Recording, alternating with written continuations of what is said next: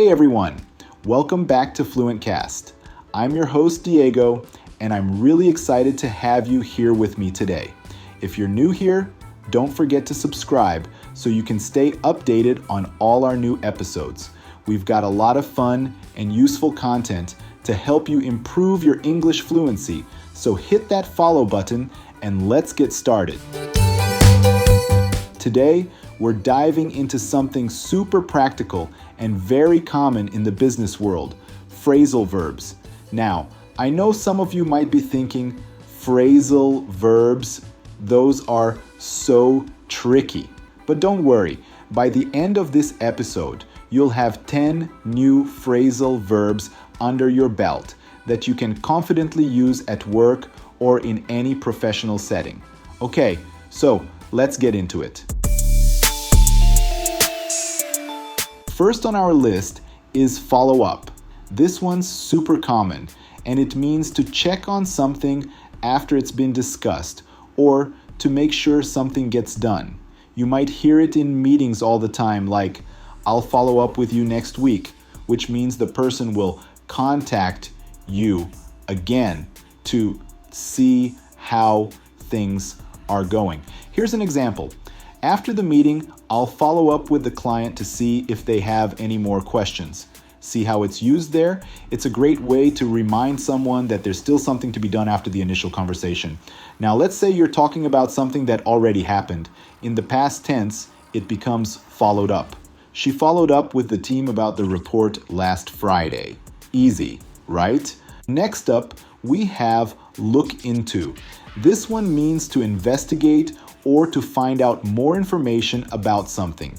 You'll hear this a lot when someone's trying to solve a problem or figure something out. Imagine your boss says, "Could you look into why sales have dropped this quarter?"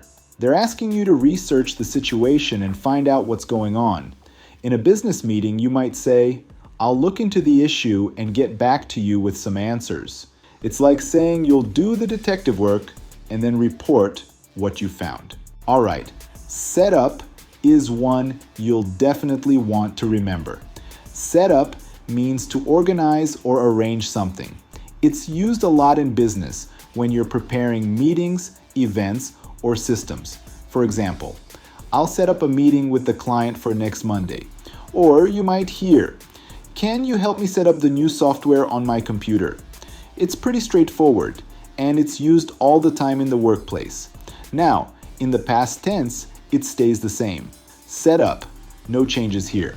So, the context is important to understand if it is about something in the past or present. We set up the new project management system last week.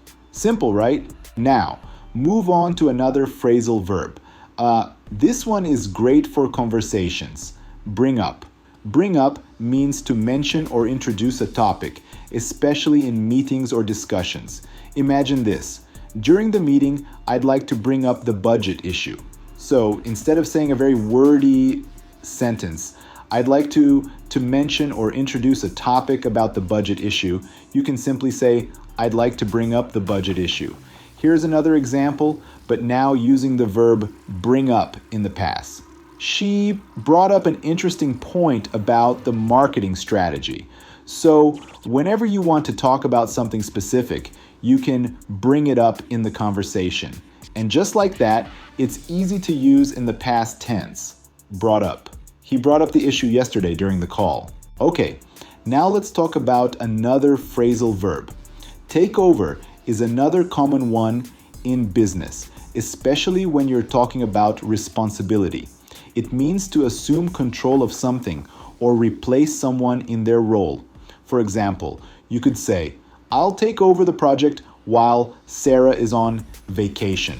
Or, in a bigger sense, the company is planning to take over one of its competitors. In the past, it's took over. She took over as the team leader last month. This is a useful one when talking about leadership changes or stepping in to handle something. So, right now, I have mentioned 5 phrasal verbs: follow up, look into, set up, bring up, and take over. I know this is a lot of information, so if it's difficult to remember everything, feel free to pause this podcast, rewind a bit, and listen again. But if everything is going well so far, let's continue with 5 more phrasal verbs. Now let's talk about run by. Run by means to get someone's opinion or approval on something before making a decision. You might say, I'll run this proposal by my manager before we move forward. Or, can I run this idea by you before I send it to the client? It's a nice way to check in with someone, especially when you need their input or permission. And in the past tense, it becomes ran by. I ran the plan by the CEO, and she gave the green light. All right, here is another one, turn down. Turn down means to reject or refuse something, which is often used when you're declining offers or proposals. For example, they turned down our offer for the partnership, or I had to turn down the job offer because it wasn't a good fit. And yes, in the past tense, it's turned down. No big changes there. She turned down the promotion because she wanted to focus on other projects. Next up, we have figure out. It means to solve a problem or understand something after some thought. For example, we need to figure out a new strategy to increase sales. Or, I'm trying to figure out how this new software works.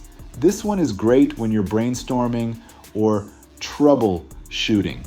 In the past, it's figured out.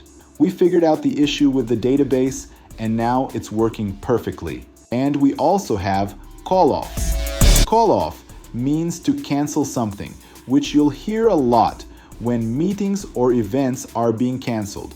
For example, we had to call off the meeting because the client couldn't attend, or they called off the merger at the last minute. In the past tense, it's called off. Simple. They called off the presentation due to technical issues. Last but not least, put off. This one means to delay something until later. For instance, we'll have to put off the meeting until next week. Or, can we put off discussing this until we have more data? It's used a lot when you're postponing decisions or actions. And in the past, it's put off. Same writing as in the present. They put off the launch because the product wasn't ready. And there you have it. 10 super useful phrasal verbs that you can start using right away in your business English. Now, don't feel like you have to memorize them all at once. Just try using a few in your next meeting or email, and they'll start to stick over time. Before we wrap up, remember, if you want to get even more confident in your English, especially for work or business, you can book one-on-one lessons with me. I'll help you master these phrasal verbs and much more. Just head over to Fluent English Academy and sign up today. Thank you so much for tuning in to this episode of FluentCast. Don't forget to subscribe so you never miss an episode. And if you found this one helpful, share it with a friend who's also learning English. All right, until next time, keep practicing, keep improving, and stay fluent. Bye for now.